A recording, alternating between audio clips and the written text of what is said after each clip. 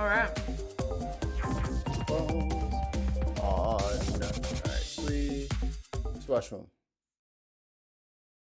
Hello, everybody, and welcome back to your favorite podcast, The Bin. The very first podcast to cure swamp ass. Yeah. Oh, And you think nice. that, and if you think that's unique, none of us have ever had a splinter. True It's fact. true. It's true. True. Some True. say. You see where I was going with it, Mike? Yes. That's what we are. We are the Stig of podcasting, I think. Yeah. That's right. No one knows who we are, but man, they're impressed with our abilities. And what the hell is that? What are you eating? My pot pie. I'm at pot pie. Did you bring enough for the class? You have not been here. So. Yeah. Also, some say we have never run up that hill. Unfortunately, in the video games I've been playing lately, people have been running up hills, and I'm like, he's running up the hill. Shit. And you can't get away from it. You can't get away from it. It's everywhere. I mean, what are you playing, Mikey? I'm playing. What are we playing? What are we playing? I play. Instead of what are we drinking? What are we playing?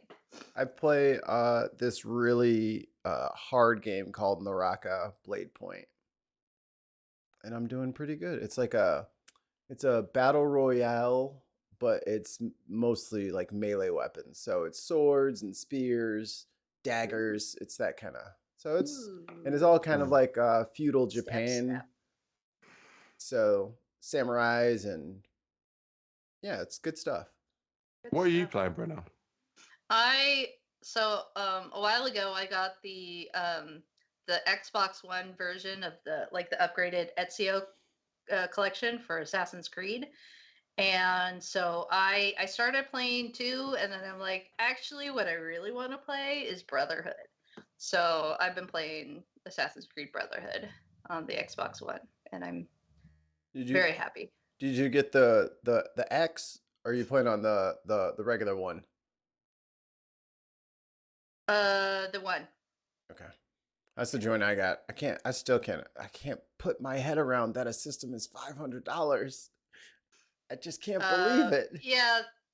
Which one? Because I have the 1S and I have the one, but yeah, my brother's playing on one of them. I forgot which one. I think he has the.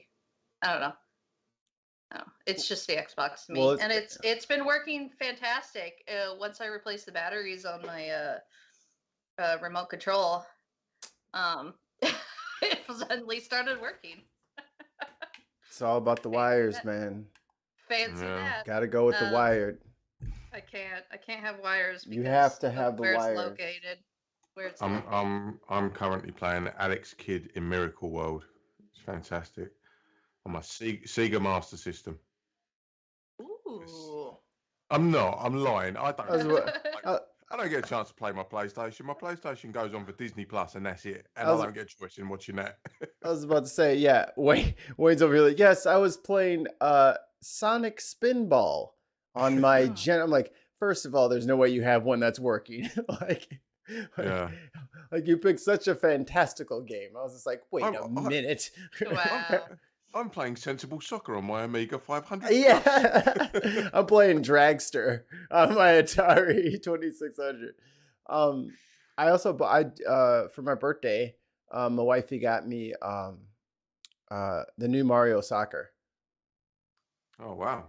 It is holy shit! Is it so hard?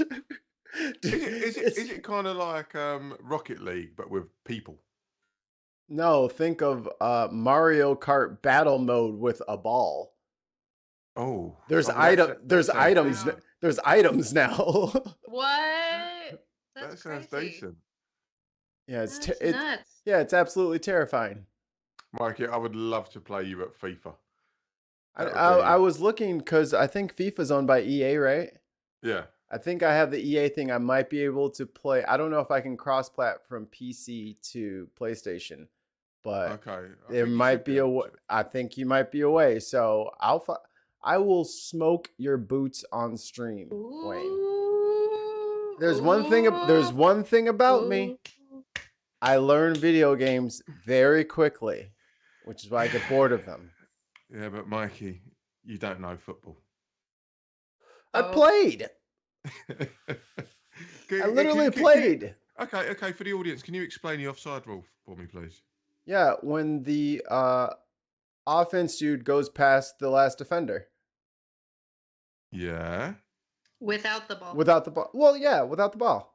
You can't. Yeah. Yeah, but is he active or is he inactive? Active. Yes. You see, there's a fundamental difference between the two. Gotcha. Ha!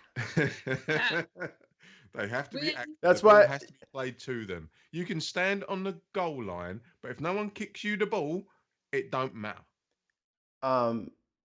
I used to play sweeper right in front of the keeper, so I would push almost all the way up to midfield to force all their people up. Mm-hmm. I'd be sitting there telling at the ref, I'd be like, "Ref, oh, never mind." So you was a fucking narc. Yeah, I'm pushing you fuckers all the way. I push everybody. I push all of them back there.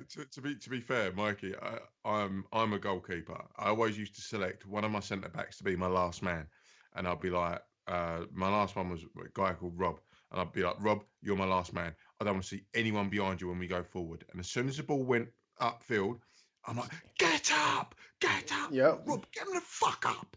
And then Rob literally physically grab one of our other players. Get the fuck up there, you prick.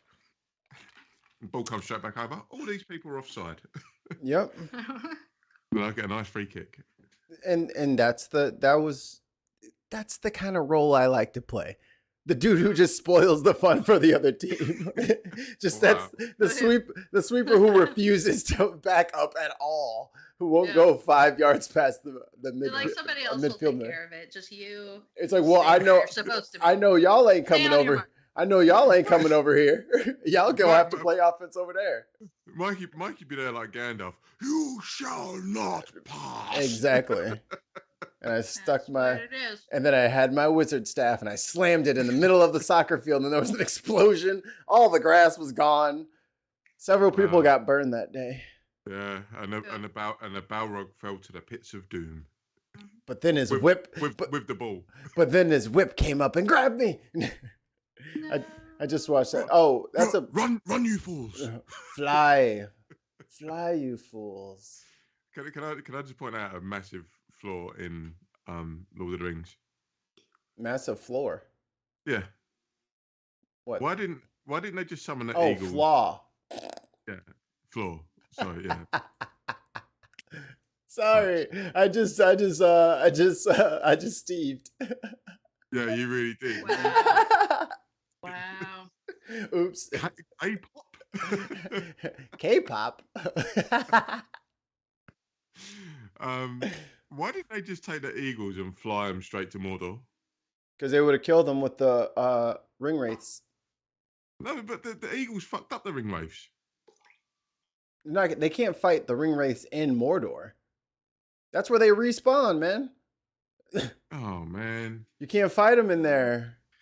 But he did all this silly walking.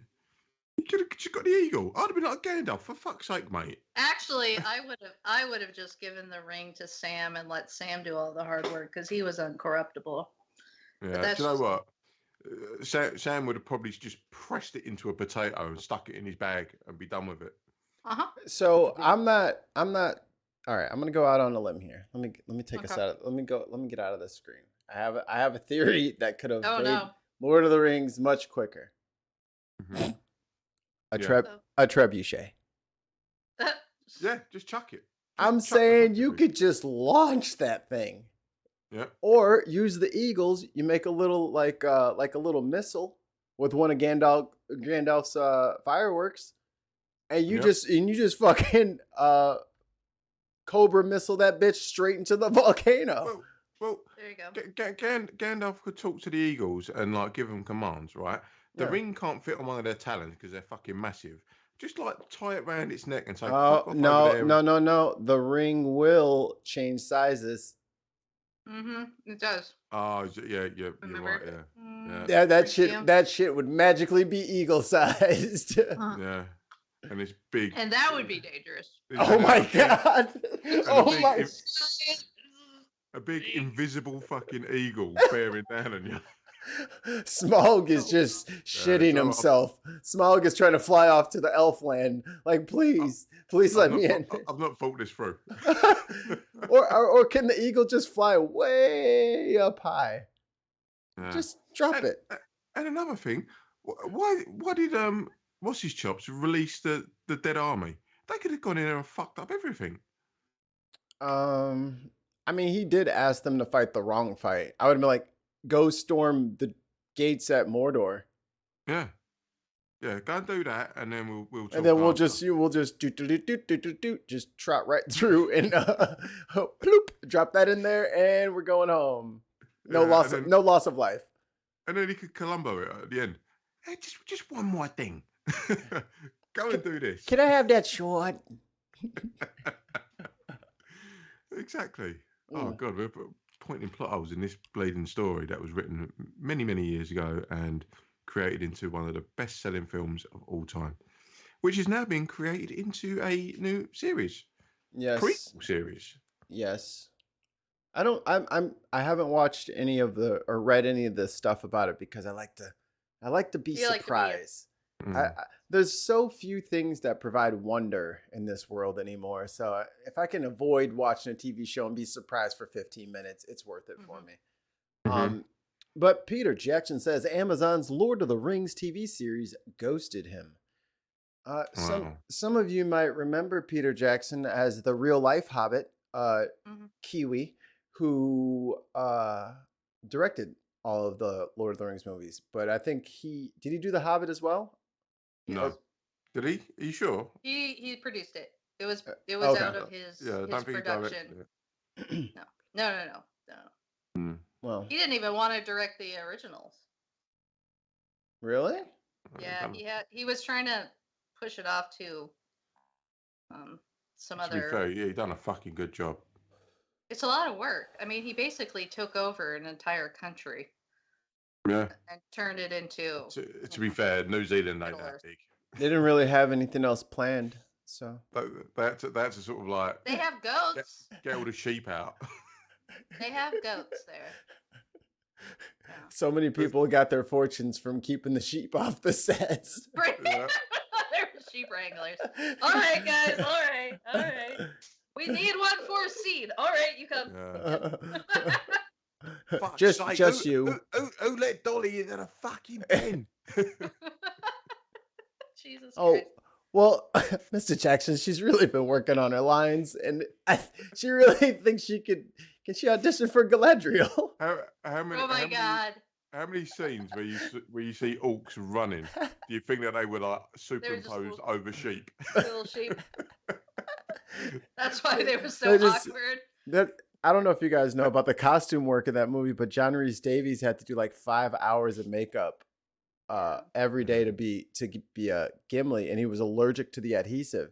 But also the sheep were also allergic to the adhesive that they put on them when they dressed them up as orcs to do Isengard. Quick straw poll. Best film Legolas trilogy. Oh. Legolas always got his Mark moment. Legolas was the MVP of the entire Lord of the Rings everything.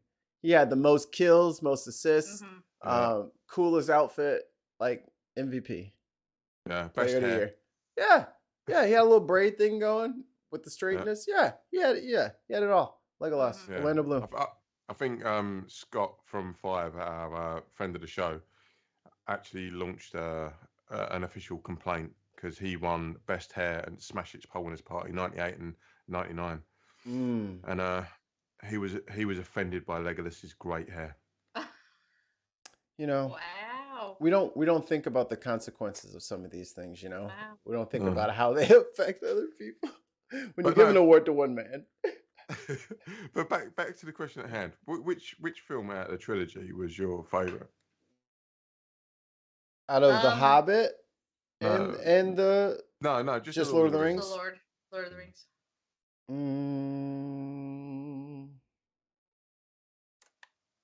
Two Towers.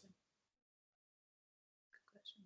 I would say An Unexpected Journey, or the Fellowship of the Rings, the first one, because okay. I really like Hobbiton. I really like it, and every time that, like, if I play one of the because I love to play the Lego versions of the games. You're such a fucking nerd. I am. I'm a nerd, and I accept it. That one of my favorite things is either in whether it's the Hobbit version or the Lord of the Rings version. I really like walking around Hobbiton. So anytime that there's like Hobbiton played a major role in it, and so I really enjoyed the Fellowship, and especially the beginning when you get to kind of hang out and party. Do you know what you've just reminded me of? There was an episode of The Big Bang Theory, and Sheldon is playing Red Dead Redemption, and oh my God, no! and he's No, going, because you have no idea that scene. I think about every single time. Every single time I'm playing Assassin's Creed and I'm just walking around, right? And I'm just hanging out. You're Sheldon. And I'm like, oh my God, I feel like Sheldon, just like. But them's the Not breaks. only that, not only Sheldon, but Leonard comes in and Sheldon asked him if he wanted to go to the bar in Red Dead Redemption, hang out there. He's like, no, I'm playing Grand Theft Auto later. It's just Wow. so perfectly dirty. Yeah. I love it, and like that's the way I play these things. But I love the fact that you knew exactly where I was. No, I know, because I think about that every single time I'm playing a game on my Xbox. I always think of Sheldon in Red Dead Redemption at the bar getting drunk, getting virtual drunk, and Leonard saying, "No, I can't join you. I'm playing Grand Theft Auto later." That's a commitment. I mean, that is what I love about that. I can't get boozy. I've got a mission to do later. Yeah, no, I got to drive. Sorry. I would agree with Mikey that the Two Towers is the best one. It's kind of like Empire Strikes Back. But you got to get that middle. Yeah, The second one. It leaves everything open ended. You got the follow on from the first, and it gives you that that segue to the last thing and that jeopardy. What's going to happen? Right. And especially spoiler alert, if you've not seen it, for fuck's sake, Yeah. It's been like 20 years. It's on everything. Just you know who's also in that movie? Aylmer. Don't you remember Aylmer? He's Butcher in The Boys, which you still haven't watched yet. No. I promise you, Mikey, I am going to binge it. Binge it hard. So he says. All right. So he says. Nope. Right. No. I've made a commitment to you, Mikey. I'll do that. But that scene where Gandalf rocks up, and like, where have you been all this time, mate? There's people dying here, and then you just turn up at dawn with an army. You come flying down the fucking mountain, kick the fuck out of everyone. Where have you been? Poor Legolas is surfing shields down here, and there's orcs blowing themselves up. You know. Oh, Helm's Deep. That was in there. Yeah. Yeah, that was a Legolas, bring him down. Yeah. That still only counts as one. yeah. You got a lot of character development from Gimli and Legolas. Yeah. Their love, their relationship. You'll have to toss me. Don't tell the elf. Don't tell the elf. That's a good line. That was absolutely brilliant. I think that whole jeopardy made that film. The fact that the whole purpose of them was to get there and reinstate Helm's Deep and protect it, and they didn't know what was coming, and then what came was overwhelming. Gandalf done one, and then came back and saved the day. So it was like it was. I don't know if you've ever seen. Um, there was an episode of Raw where ECW invaded. What? Of course, I didn't see that. Okay, well, ECW invaded SmackDown or Raw or one of the two, and they were beating the granny out of them. And all of a sudden, Stone Cold comes back and beats the shit out of him. Stone Cold, it's Stone Cold, and he turns up with a gimmick like pool cue, and he's just wailing on everyone. And he manages to get through all the camera crew, all of the other wrestlers, beats a granny at everyone, and ends up standing tall in the ring. And then the Brothers of Destruction chokeslam everyone. Everyone pops. It's fantastic. Wow, Wayne, you're such a nerd. Yep. Nerd. Nerd. Nerd. I think I just had a nerdgasm. a little bit. Nice. All right. What It happens. about this Rings of Power thing? Are we? Oh, yes, the Oscar. Peter Jackson here. The Oscar-winning director of Lord of the Rings and the Hobbit trilogies reveals the studio asked him to be involved with its upcoming mega-budget series, The Lord of the Rings: The Rings of Power, and promised to send him scripts. Then never contacted him again. I think this is. Oh no, this is writer producer Fran Walsh. They asked me if I wanted to be involved, and I said that's impossible. What the hell? Am I losing my mind? Do you see this? They asked. Oh, can you not see? No, it's bad on my screen. So, there it is. So they asked me if I wanted to be involved. Right. Hyphen bracketed writer. So Fran Walsh and I. Yes. Said. They repeated it. Said. Is that the they? Is that the bracket? Is the they? They're confusing me. No, that's okay. They asked me if I wanted to be involved. Fran and I said that's an impossible question to answer without seeing a script. Jackson recalled to. Oh, go ahead. That's just. I guess it was just awkward for editing on their part. Yeah. For the Hollywood Reporter. Nice job, Hollywood Reporter. Looks like one of my tweets. Yeah, I was like, what the hell? It looks like everything I write. I am not great at writing. So they said as soon as we get the first couple scripts, we'll send them to you. And the scripts never showed up. That's the last thing I heard, which is fine. No complaints at all. I read through this. Yeah, they just didn't invite him to be part of the project. Source close to the project described a complicated and delicate backstory to the situation. First, that the studio has high regard for Jackson, and that the Rings of Power showrunners J.D. Payne and Patrick McKay had privately attempted to make overtures to the filmmaker, but as the statement suggests, there were also legal concerns about keeping the films, which are owned by Warner Brothers, and TV shows separate. That worries me. I don't think you can. It's the same thing. That's like having a Batman movie and a Batman cartoon. Yeah, I think they're attempting to go, there's no legal issue here. We don't have to send Peter Jackson any information, any scripts, or talk to him about it. But in reality, this is a prequel to what we know as The Lord of the Rings and The Hobbit. So, but Peter Jackson's Lord of the Rings and Peter Jackson's Hobbit, which really means that this should be Peter Jackson's Ring of Power. But the legal issues there.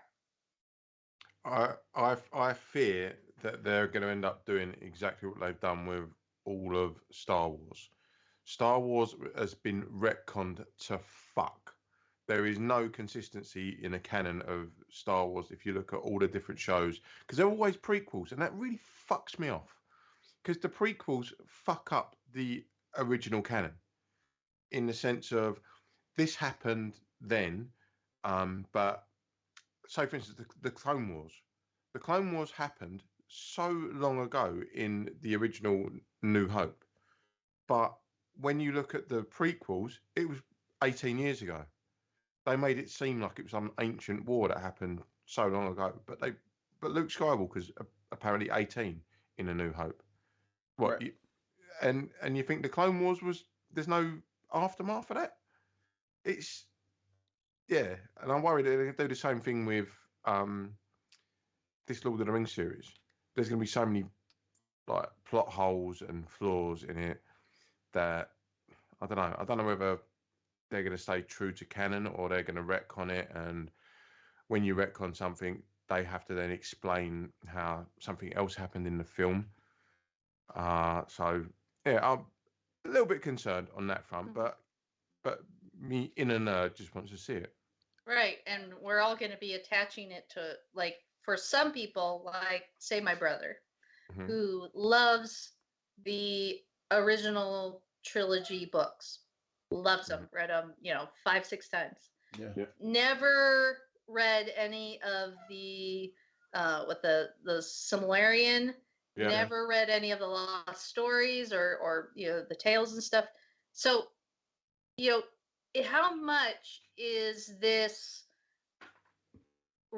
I mean, is this for hardcore fans, like people who know that, people who might know something, maybe understood a little bit more about what was in the original books and maybe in the Hobbit kind of thing, or is this for people who just watch the movies and maybe don't really know much about the lore? Because Yeah. Tolkien was an interesting person. And so his writings have always reflected how he's a very fantastical. He was always a very fantastical writer. That's why he wrote a bunch of shit that he never published, because all he did was fucking write. He sat around making languages. It was a hobby. I mean, it's what he did. He didn't have to work. He was a rich kid, right? He ended up being a rich kid. He didn't have to do anything. Highly intelligent, fantastical, encouragement from everybody around him to do this. So he had free will to do all this. He wrote shit. So are we looking at is this for true hardcore fans? Is this for mild, maybe a little bit more fans? Or is this for people who just saw the movies and said, I want more, give me more? And this is what this is what was created out of that. So, go on, Mikey, sorry. We're almost done. So perhaps even more crucially, sources say that author J.R.R. Tolkien's estate was against having Jackson on board. This shouldn't be surprising, as the estate had no involvement with his films, and Christopher Tolkien has previously slammed the trilogy in the press as eviscerating his father's books, claiming they turned his novels into action movies for young people that lack beauty and seriousness. But the estate is involved with the series. Amazon paid the estate an astounding $250 million for the rights to make the show. All that said, one does not simply offer to send Peter Jackson a Lord of the Rings script and then leave the man hanging. Yeah, I've heard that the Silmarillion is a completely disjointed, schizophrenic collection of stories, which is basically all the stuff that he was trying to incorporate into the Lord of the Rings lore, right? But couldn't fit it in. And there's an entire chapter of the Fellowship of the Ring that was left out about a guy called Tom Bombadil. Tom Bombadil, yeah, that was completely just cut out. Like he was erased. They put it into the games. Tom Bombadil's in the games, yeah. Oh, okay. So maybe that's why the estate have come out in this way. But at the same time, if you have this much detail in a story and you have to make it for the market, there's got to be stuff that's got to go on the editing room floor. Yeah. I think they were thinking that it was going to look a lot like a Crouching Tiger, Hidden Dragon, and less like what we got. Yeah. Well, I mean, if you watch the extended versions of the original trilogy, it is slower. Yeah. because we don't watch 5-6 hour movies in theaters. Like, And you No. have to get people to the theaters. And that's the whole point of making big budget movies, is to get your big budget back. And if it's not action filled, which is what it's supposed to look like, you're not going to get that money back. And I believe they got their money back several thousand times fold, Yeah. because what Peter Jackson did was making a book, a fairly, a tome. a book we've read and is not exciting as a book. You have to But be very nerdy. He turned it into what needed to happen. And yes, if you watch the extended version, it's longer and it's more boring. But you still need those action. You still need bloodshed. You still need orcs dying, like the way that they died. Yeah. But you have to have that, or you're not going to get your money back, and it's still a business. Yeah. They're still trying to make money. I'll guarantee within the next 20 years, we're going to have a film that's going to be like a day long, in the sense of you're going to go there, it's going to be 4 hours in the morning, interval, 4 hours in the afternoon. I guarantee it, because we're weird like that, aren't we? Yes. We're weird people, where it's like we that. want everything. Give me everything on one sit down.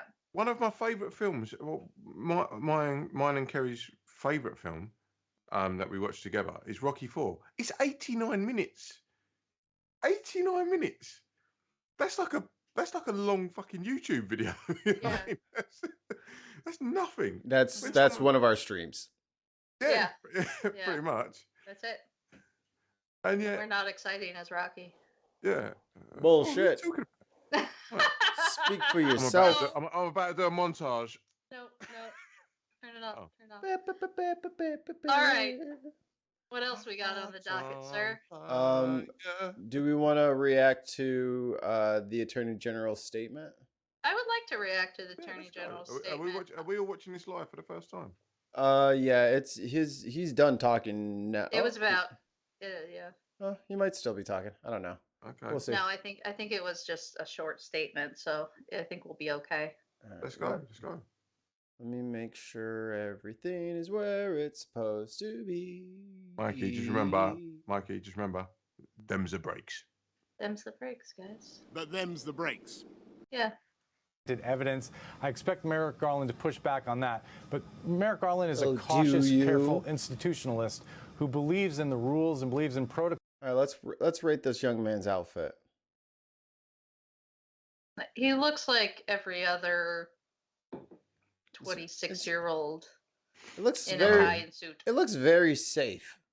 Mm-hmm. To me, he looks like a paleontologist from the 90s with the surname Geller. Paleontologist. Oh, he looks like Ross. Protocol. And then his outfit in this case says that the Justice Department does not talk about pending criminal investigations, no matter how badly people want them to do that. And so I don't expect him to talk in detail about what, for example, what led the FBI to pursue this court-ordered search. All right. Kate. I timed that perfectly. Ken, here's the Attorney General now. What up, AG? Good afternoon. Since I became Attorney General, I have made clear that the Department of Justice will speak through its court filings and its work. Just now, the Justice Department has filed a motion in the Southern District of Florida to unseal a search warrant and property receipt relating to a court-approved search that the FBI conducted earlier this week. That search was of premises located in Florida belonging to the former president. The department did not make any public statement. Bill Clinton got land down there? Oh. That's where we found the emails. Oh. On the day of the search. The former president publicly confirmed this. Obama got a crib down there? Man, who could they be talking about? Search that evening, as is his right. Copies of both the warrant and the FBI property receipt were provided on the day of the search to the former president's counsel, who was on site during the search. The search warrant was authorized by a federal court upon the required finding of probable cause. The property receipt is a document. Yes, sir. Why is the Department of Justice at a jaunty angle? It's making my OCD. I thought you actually had something. Man. Document that federal law requires law enforcement agents to leave with the property owner. The department filed the motion to make public the warrant and receipt in light of the former president's public confirmation of the search, the surrounding circumstances, and the substantial public interest in this matter. Faithful adherence to the rule of law is the bedrock principle of the Justice Department and of our democracy.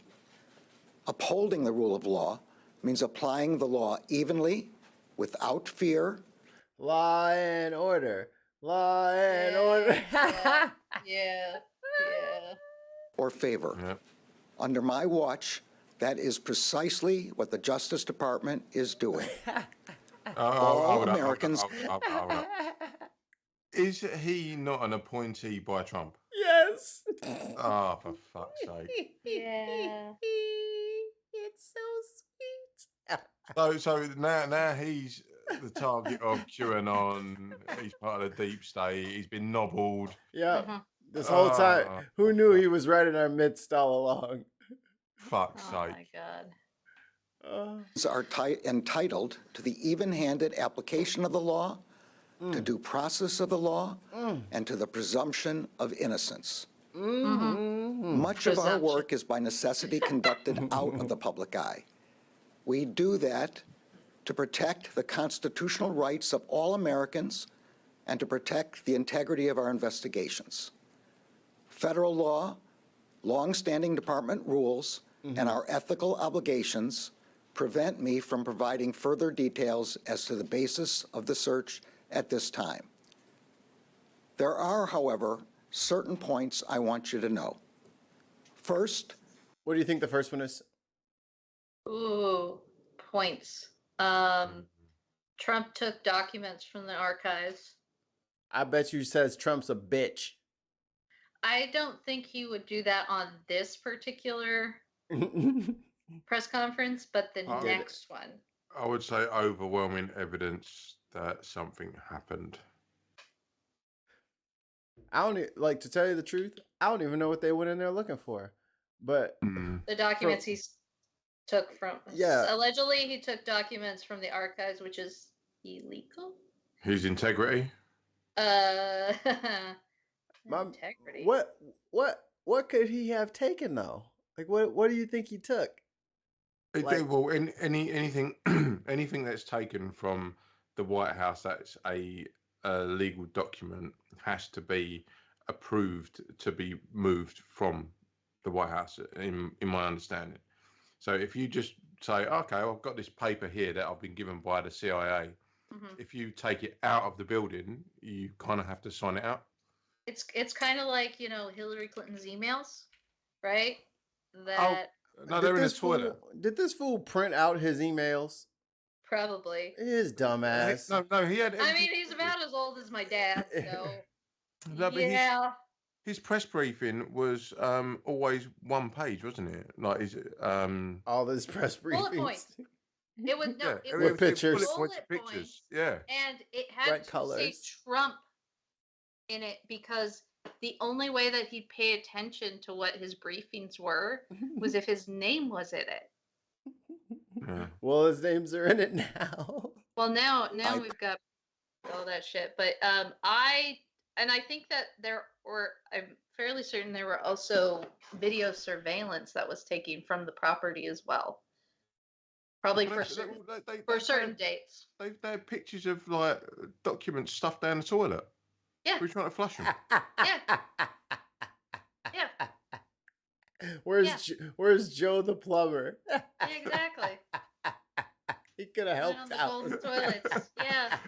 Hey, yo, you seen this fucking shit down here? No, These do you remember Joe the plumber? He Yeah. was that right winger guy who Yeah. went up and asked Obama's like, well, what about my family? And then the right wing gave him like $1 billion to fucking stand around and do nothing. You should have called him up, Trump. Should have called him up. He would have hooked you up. You see me fucking shit down here? This is classified. I'm taking a picture. Personally approved the decision to seek a search warrant in this matter. Second, the department does not take such a decision lightly. Where possible, it is standard practice to seek less intrusive means as an alternative to a search and to narrowly scope any search that is undertaken. Third, let me address recent unfounded attacks on the professionalism of the FBI and Justice Department agents and prosecutors. I will not stand by silently when their integrity is unfairly attacked. The men and women of the FBI and the Justice Department are dedicated, patriotic public servants. Every day, they protect the American people from violent crime, terrorism, and other threats to their safety while safeguarding our civil rights. They do so at great personal sacrifice and risk to themselves. I am honored to work alongside them. This is all I can say right now. More information will be made available in the appropriate way and at the appropriate time. Thank you. No, thank you. Thank you. Thank you. Ladies and gentlemen, there you have it from the globalist, right there, at the DOJ. George Soros, blah, blah, blah, blah. Jesus fuck. And we're not talking about Alex Jones is fucked up. No. I just wish his I can't wait. his UK correspondent was getting the same treatment. You know, the man that looks into the camera like that and then says something stupid and blames George Soros. Fucking prick. Jesus Paul Joseph Watson, fuck you. Wow. Oh, he's a cunt. All right. What do we want to say on this kind of stuff? If everybody didn't know that Mar-a-Lago did get you get raided by the FBI to find documents that were taken, and what I do want to know what those documents were and how, if they pertain to all the horrible shit that Trump is being charged with. Did you hear also the same day that this raid was happening where Trump was? Where he'd be? He was in New York getting ready for his fraud deposition. He was getting deposed. He was getting so his fraudulent organization that took money from cancer kids to buy paintings and shit. Someone's gonna buy them. Look it up. I would have preferred for him to come out and stand behind that lectern, look straight down the camera, and just go, "I am inevitable." Oh Jesus! Just sorry, we're trying to nerd it out here. Yes. Anyway, don't soil Thanos' name by comparing him. Look, the good name of Thanos was a bad guy, but come on, comparing him to Trump. The man's got a family. Look it. I'll run that on my back.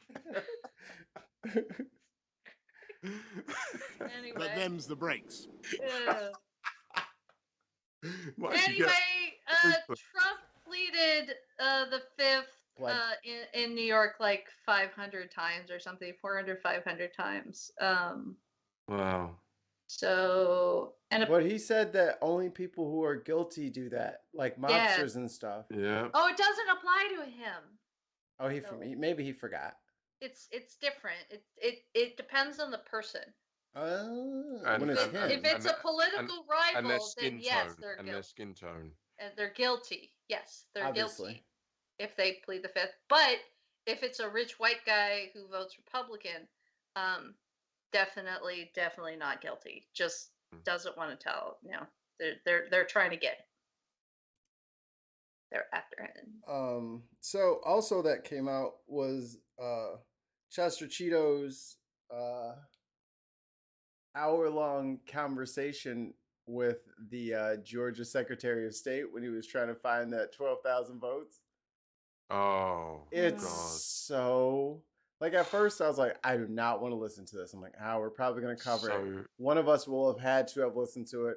I will fall on the sword. I will listen to this hour-long drivel, which is exactly what it was.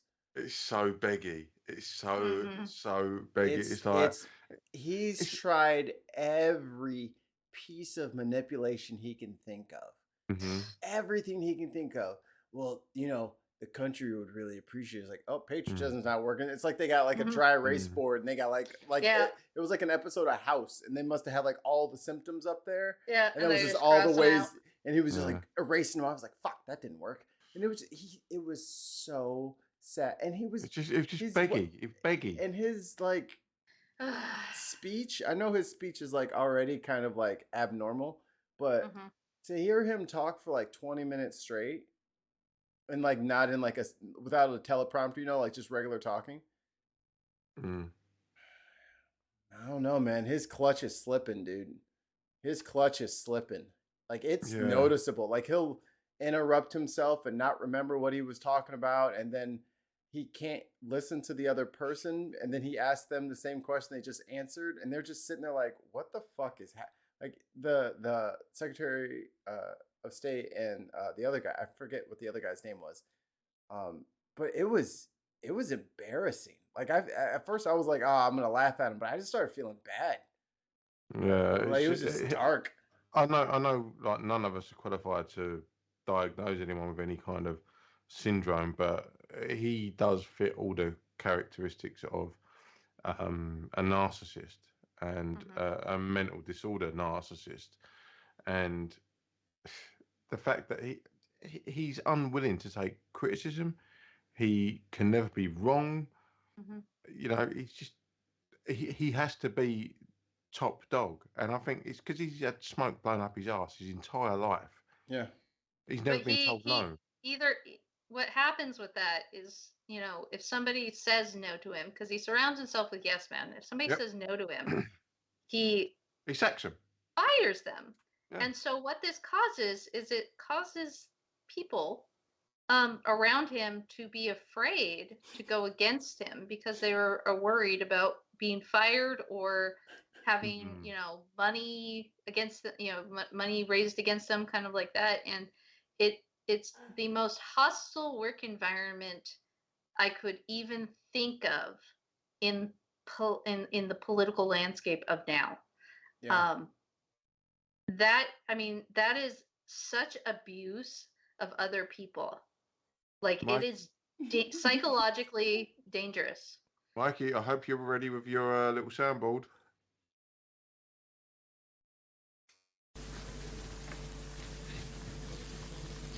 Ladies and gentlemen, not that one.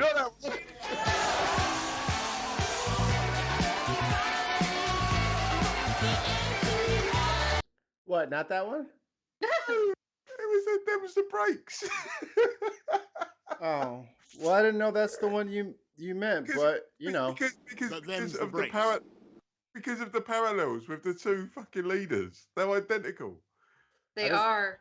It's frightening. I just really wanted to dance. I'm sorry, Wayne, that you still have to have Boris Johnson around. We're trying to get he's done. rid of Mikey, our Boris Johnson. That song that was playing in the back of that drop that you played. Can you name the artist?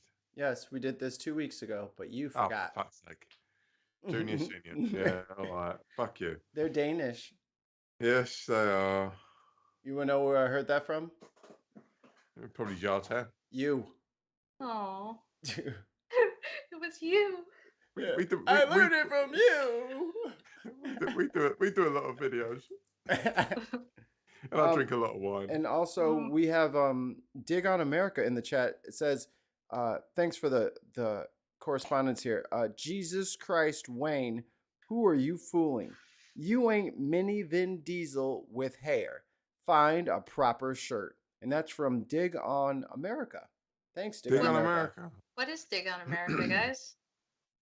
Some no mark show. Yeah. Ooh. I wouldn't even really mention it. No, Dig on America is our sister show that is on Wednesday nights. Go to twitch.tv/Dig on America. Go check out all the cool stuff that they're doing some rapid expansion as well. Soon they will be part of the Ben Empire. Soon. And if you want to talk to a guy called Jason Dutch, who's got really, really soiled opinions on the world, enjoy the show. Haas is there. Oh yeah, Haas is top guy. Yeah, Haas is cool. The other presenters. Anna's cool. Oh, actually, maybe I will reach out to Miss Anna. Because, I mean, there hasn't been a BJ specialist in quite some time. Dutch is an ass. Yeah. Yeah. So she might have. It might be the BA specialist. Can I just say to Dig, you spell arse wrong. No, here we go. Anyway, moving on. I'm not gonna get into. We're not gonna do fucking Wayne's pedantic hour. No, not today. No, thanks. Not enough time for that. Sorry. Hard pass. We're making good time. Swiftly moving on. And now for a crunching gear change. Yeah, reverse to first. Oh man. Okay, guys. Dutch plays Wayne's part on DOA. He's the arse. Yes. Okay. I'm gonna give her Phoenix ship the main stage here. Oh, are we doing this? We're doing I don't know this. I don't know if I can handle it. Ask for money first. I have to ask for money. Oh, I'm bad at that. I'm really bad at that. I don't want to do. Okay. Anyway, well, hi everybody. It's Wednesday, your favorite day of the week. Wayne, get off your phone. Come on. Yeah, Wayne. They can't see me. I know, but I can. I'm just checking on chat. You know, it's always disappointing when actors put in the double and they don't like stand there to do the reverses on the shot. You know what I mean? A true legend will stand there and let you read your lines. Yeah. Okay. Welcome to Ben's Day, the best day of the week because you get to hang out with us, but Yes. you get to hang out with us for free. You don't really have to do very much, but if you would like to help us out, there are a few massively good ways that you can. For the free way of doing it, which is perfectly acceptable, you can like, subscribe, comment, share on all the wonderful streaming platforms such as Twitch. We are here on Twitch. Yes. We are on the YouTubes. And the Facebooks, and we are on the Twitters. So you can at BinPodcast. BinPodcast, not the BinPodcast for some reason. Too many letters. Too many letters, I guess. Yeah. So go find us there, like, subscribe, share, comment. Kiss us. We are on your favorite podcast catcher. Yeah, I don't know if I'm gonna keep doing that either, because no one's listening. Nobody's listening. Everybody watches, but nobody listens. We don't have like a real like headphone crew. We got like a real TV screen or computer screen crew. All right. I'll keep doing it, but y'all better get over there. Yep, do it. Make it worth our while. Or I'll stop. I've subscribed to the BIM podcast and I don't listen. Yeah, just so you give us a 5-star. Wow, there's a cell right there. Wayne, you know you don't go back and rewatch the show. No, I hate looking at myself. Dude, as soon as the show is over. All the time. I do all the time. Oh, you listen to your own voice? No, I watch the show back and I think, this is the point where I got too drunk to carry on with the show. That's why I left. Well, you're you make like your drunk points. Yeah, but you get to like scrub forward because you know it's not in the first 10 minutes. It's probably in like minute 12 or 13. Wow. But I hate editing this show more than anything simply because my own voice is in it. Mm-hmm. I wish I could like put in a filter to change my voice to something like, I don't even care if it's chipmunk, anything but my own voice. I hate hearing my own voice like that. I agree. Ugh. Sorry, Brenna. It's the worst. Yes. Them's the breaks. Them's the breaks. But them's We the need breaks. more. We need more. We need more sound effects, though. We need more. I gotta find where. All right, y'all do that. I'm gonna see if I can find them. You'll do that. All right. Continuing on, if you want to actually give us money, you can do what the subscribing things on Twitch, right? You can give the subs. Yeah, sub us. There's Be our multiple little subs. Be our little subs. And that helps us out. You can go on patreon.com/TheBinPodcast and become a patron. Because the more you give, the more we do. That is true. Mm-hmm. And like I have a few ideas for some podcasts, but we needs the cash. So give us a little bit, and then we can. If you're good at something, never do it for free. Give a little bit, get a little bit. So and if you subscribe to my OnlyFans, you'll watch me. Jesus Christ! Stop saying comics. that. That's terms of service. Stop. Can't do that. The bots will get us. Oh, damn you, bots! And it'll get us on Twitch, and we don't want the Twitch bots on us. Nope. Love you, Twitch. Please don't hurt me. We are the Borg. We're sorry. We're sorry, aren't we, Wayne? We're very sorry. We were just playing around. we just joking. We just joking. I haven't kidding. got one of those accounts. Anyway. And now for our send off segment.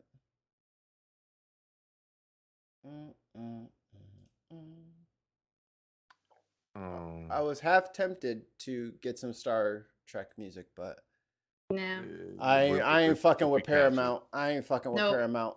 They're too big. Too They're big, too strong. Paramount the mouse. Their phases would not be set on stone. No, they'd be set to litigate. And I am not. I'm not ready for that. This is on Uhura.com. Hello, universe, dear friends, fans, colleagues, world. I regret to inform you that a great light in the firmament no longer shines for us as it has for so many years. Last night, my mother, Nichelle Nichols, succumbed to natural causes and passed away. Her light, however, like the ancient galaxies now being seen for the first time, will remain for us and future generations to enjoy, learn from, and draw inspiration. Hers was a life well lived, and as such, a model for us all. I and the rest of our family would appreciate your patience and forbearance as we grieve her loss until we can recover sufficiently to speak further. Her services will be for family members and the closest of her friends, and we request that her and our privacy be respected. Live long and prosper, Kyle Johnson. I love the little line in there about the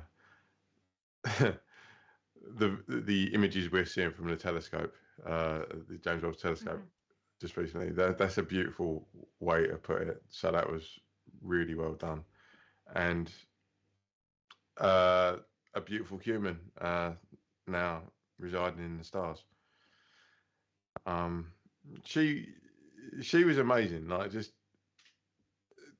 as the character herself, I don't think that she was far removed from the character. I think that was an extension of her in the way she played Lieutenant Uhura, because she had that presence on screen, the attitude, she had the commanding presence, which is something that especially in the 60s was so lacking in female roles. Like she said stuff, people listened, and female roles back in that sort of period were kind of like submissive and subservient, whereas she was like, "No, I'm in charge here. I'm in charge of communications. You listen to me." And yeah, and then going through to the motion picture and to all of the Star Trek actual movies, she just became an icon and synonymous with the the genre and the the lore of Star Trek. She was like, and now she's being kind of what's the word when someone takes on the role, because we've got a new Uhura, and the lady that's playing her is doing an absolutely bang. Zoe Saldana. Yes, she's doing an absolutely bang up role in reprising that role.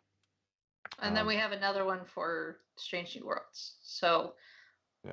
Ahura is it's an iconic, very special role, and you can't just give it to any person, because what Nichelle Nichols was, and I just look at this from the fact that I got to see, when you're watching Star Trek, which I'm actually fairly new to Star Trek. Within the last 10 years, I've been more and more. Well, I'm doing it. I'm very much a fan, and I love pretty much everything that they've been doing. And when you watch the original series, and you do have to kind of put in the context of when it was and what Gene Roddenberry wanted it to be, she was you look at everybody's roles and you see, okay, so you have Spock, right? He's playing a half human, half Vulcan, played by a Jewish actor.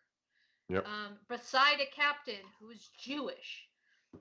You have a Japanese, helmsman, right, sitting next to a Russian. The Russian. And there in the communications is a black woman who is gorgeous, who can sing beautifully. But not only that, there's this one scene that really, really kind of solidified her for me as, like, this isn't just a girl with a phone, right? It's not, she's not just she's not just on the comm, she is the comm. When the communications desk is blown out, there's, like, the communication is off, there she is in a jumpsuit with a tool, digging underneath with the wires, and she's, like, poking at things, like, did it work now? Did it work now? Did it work now? She owned that. That was her. Yeah. She wasn't just communications. Exactly. Mikey's gonna put it up, but she wasn't just the person with the little earpiece, right? That was her. This was her job, was to make sure all communications. She was that position. She was in charge of all communications. And for a girl being in charge of shit, being in charge of an entire department, and getting her hands dirty is inspiring beyond belief. Do you want to play that, Mikey? Are we allowed? I already did. Oh, okay, sorry. Just not with the sound. Yeah, no. just not with the sound. Because it what you've said there kind of leads into my favourite line that Nichelle Nichols ever instituted on a film, and it was talking about the Klingon cloaking device, and I believe it was in Star Trek 3, The Search for Spock, and Which one is it was Spock? he's the Vulcan, dickhead, and they were Christopher Lloyd was the captain of the Klingon bird of prey, and it kept cloaking and shooting the Enterprise, and then she just turned around and said, "Well, the thing's got to have a tailpipe." And like, so all these guys, all these like your captains, your lieutenants, and your helmsmen and all that, and she just turns around and goes, "It's got to have a tailpipe." They do a scan for it, and they go, "Boom, there it is." Yeah. As soon as it decloaked, fired a photon torpedo, smashed it out the sky. Yeah. And it was just that one simple little bit of critical thinking that, just that was her. That was the character, and that was that. I think that was Nichelle Nichols in a nutshell. Just being sarcastic and like, dude, come on. Yeah. And especially in that midpoint in the 80s, because it was through just after the gas crisis in America, where all the engines had to be toned down. Remember, they went from like your 5 liters to it's a 2.2. Yeah.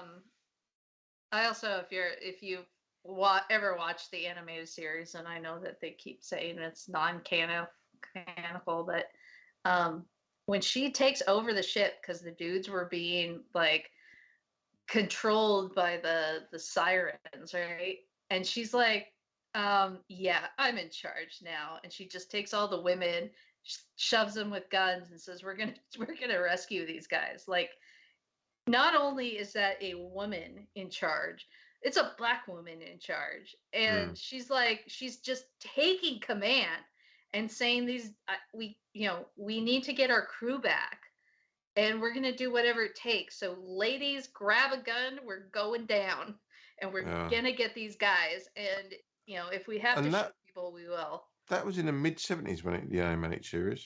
Yeah, because they scrapped the Phase 2 project. And what they got was the animated series. I think the team behind the animated series did the original He-Man, because it was very, very sort of like very Hanna-Barbera. Yeah. Yeah. Yeah, which is great. It's like very I don't want to say cheap, but economical.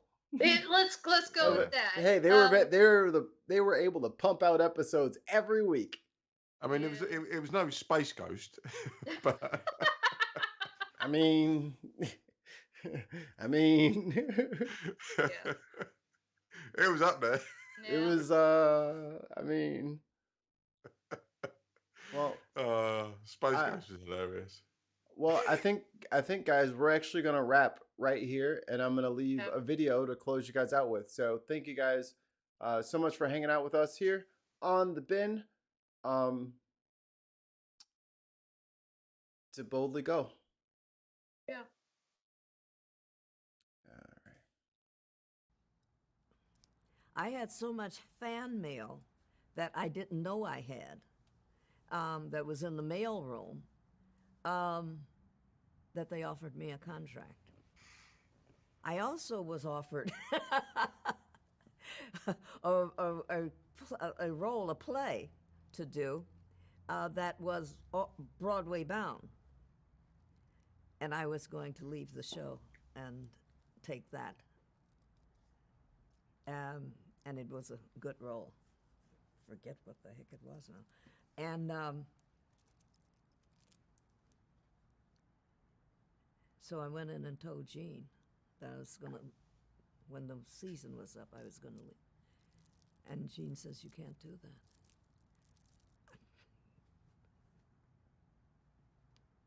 Yes, I can.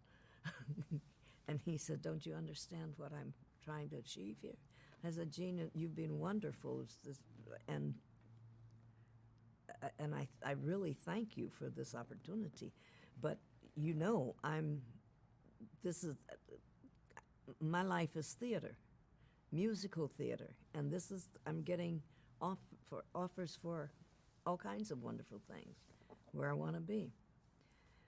And he was sitting behind his desk, and he looked up at me, and he said, and I handed him my resignation that I'd written out.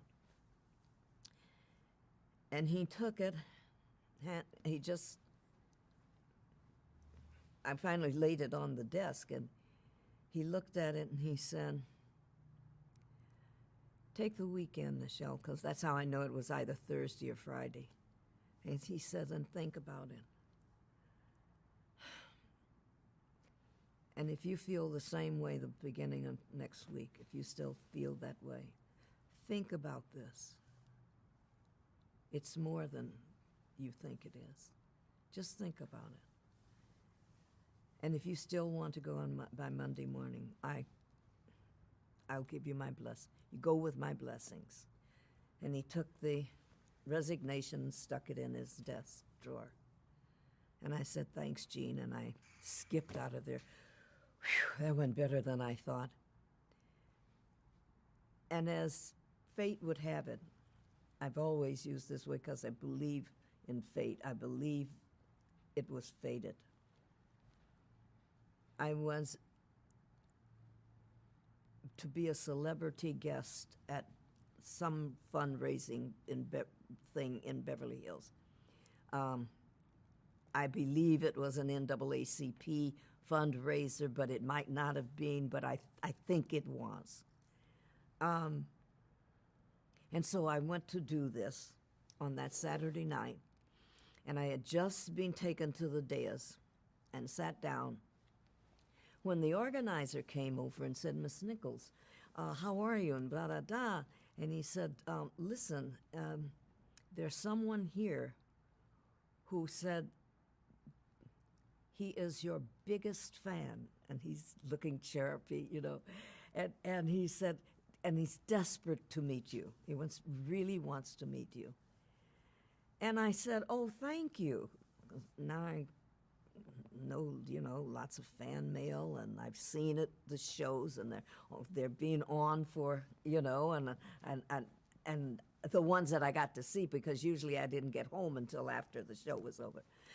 I didn't see most of Star Trek that I was in until the reruns. And I was on hiatus at best. So I said, certainly, and I stand up and turn, and I'm thinking, it's a Star Trek fan. He said, it's a Star Trek fan. I'm looking for a young man who's a Star Trek fan. I turn, and instead of fan, there's this face the world knows with this beautiful smile on it. And I remember thinking, whoever that fan is going to have to wait, because Dr. King, Dr. Martin Luther King, my leader, is walking toward me, not 10 feet away, with a beautiful smile on his face. And then this man says, yes, Miss Nichols, I am that fan. I am your best fan, your greatest fan. And my family are your greatest fans. As a matter of fact, Wow. this is the only show on television that my wife, Coretta, and I will allow our little children to watch, to stay up and watch, because it's on past their bedtime. And I said,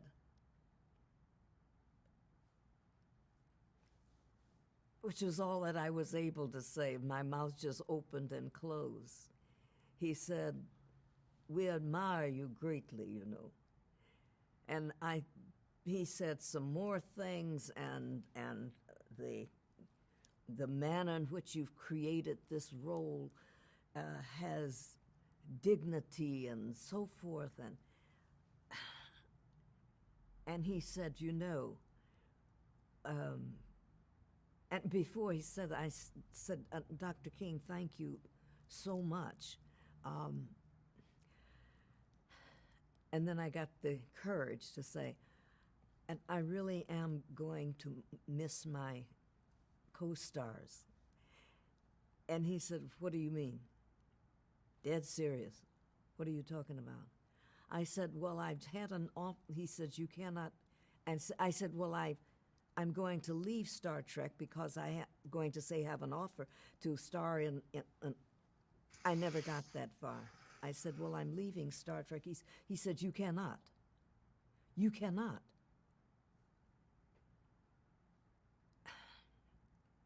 And I felt like that little boy Willis. What you talking about, Dr. King? But you know I didn't say that. No. But I was taken aback, and I didn't say anything. I just looked at him. He said, don't you understand what this man has achieved, is achieving or something? And I thought, deja vu all over again.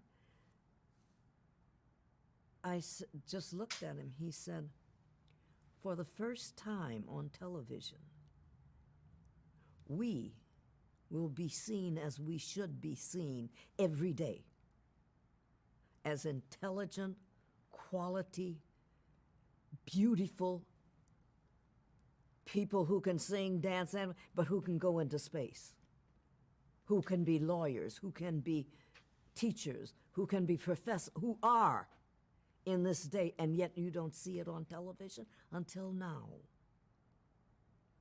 And he went on, so many of the things, perhaps some of the things he said, but I could say nothing.